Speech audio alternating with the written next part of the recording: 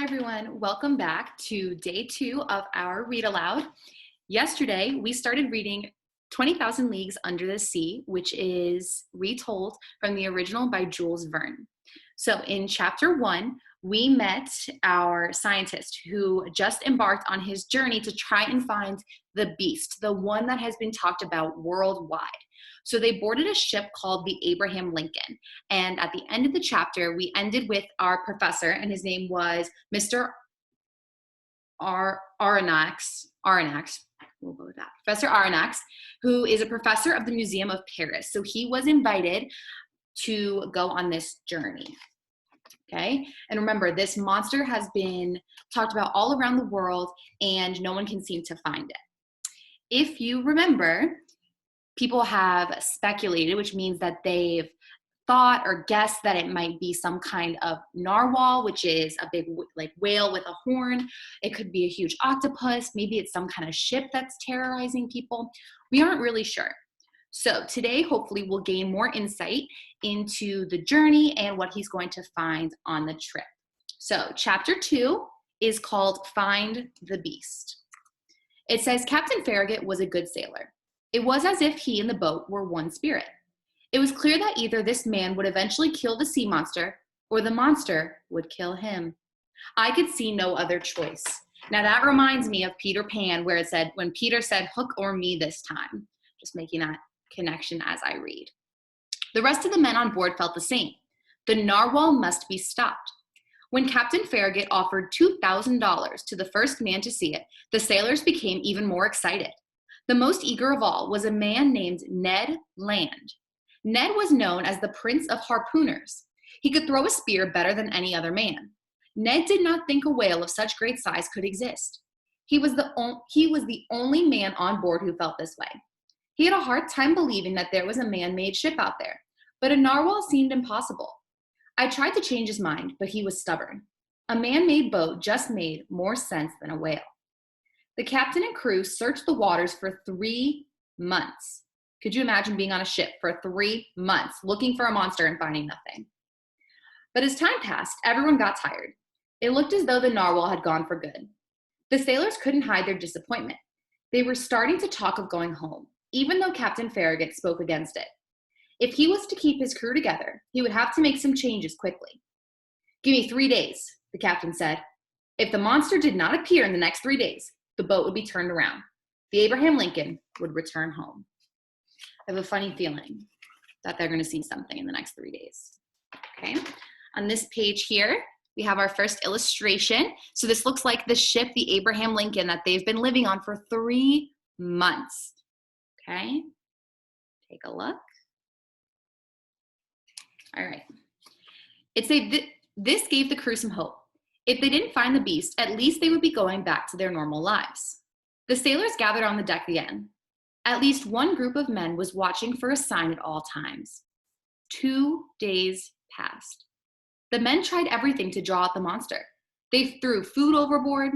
Small boats went out from the ship, leaving no area of water unsearched. Men searched day and night, but for nothing. On the 3rd day, the captain had no choice but to turn around. The narwhal was nowhere in sight. Even Captain Farragut knew it was time to head home. But as the boat turned, so did the sailors' luck. A voice rang out through the silence. It was the voice of Ned Land, the only non-believer on the ship, and the words he shouted brought everyone running to see. Now, if you're thinking to yourself, or what are you thinking to yourself? What do you think he's seen out there? Captain Farragut gave the order to stop. The ship slowed to a halt, rocking gently with the waves. I searched the darkness, wondering how the man had seen anything. My heart beat as if it would break. But Ned was not wrong. We all saw the object he pointed to. It lit up the sea with a strange glow. The shine on the water made an oval shape. We could feel the warmth coming from below the water. One of the officers tried to explain away the object in scientific terms. No, I replied. See, it moves. It's going forward and backward. It's rushing toward us.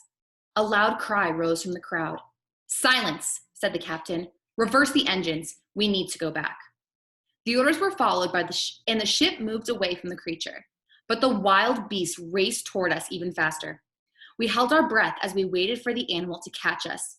I secretly prayed for the Abraham Lincoln would never survive an attack by a beast of this size. Suddenly, the light faded. We felt some relief. But then it came up on the other side, as if the animal had slid under our ship. We expected a crash at any moment. Instead, the huge creature raced away without attacking. The captain had a look of disbelief on his face. "Mr. Aronnax," he said to me, "I don't know what to think." I answered with a question to which I already knew the answer. "You now believe this is an animal of nature?" "I do indeed," the captain replied. "It seems to be a giant electric narwhal." "I think nothing less than a torpedo will stop this beast," I added. "Yes, with this power, it must be the most terrible creature ever created. We must keep watching carefully." The sailors spent the night watching the sea for a sign. The light from the monster went out around midnight. Within an hour, a loud whistling began. By morning, the crew was getting mad at the animal. They tried harpooning it and shooting it with a gun. Their efforts did not seem to hurt the beast at all. Attacks during the day seemed pointless. The beast rarely appeared above the water. When we did see it, we always seemed to be so far behind. As night came, the waters got rough. The lights that shone around the beast allowed us to close in on it more easily. The captain wanted to bring the beast down. Several shots fired by the crew hit the creature. Ned stood watch with his harpoon. I stood with him at the side, praying we would see the beast. When he saw his first chance, Ned threw the harpoon at the animal. I held onto the railing, trying to fight the waves made by the great animal. The harpoon hit a hard object and sent up a blast of water.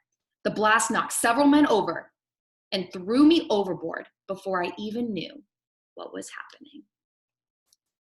End of the chapter. So we will continue with chapter 3 tomorrow, but just some questions for you to think about in the meantime. First, how would you feel being on the ship and hearing someone say that they finally saw the beast? 2, towards the end of the chapter, we see the men on board trying to fight this animal. How would you feel? Would you be terrified, or would you be on the front of the ship trying to fight this animal too? And lastly, right at the end, our professor is knocked into the water. What do you think might happen next? All right, stay tuned. I will see you guys tomorrow for chapter 3 of 20,000 Leagues Under the Sea. Bye.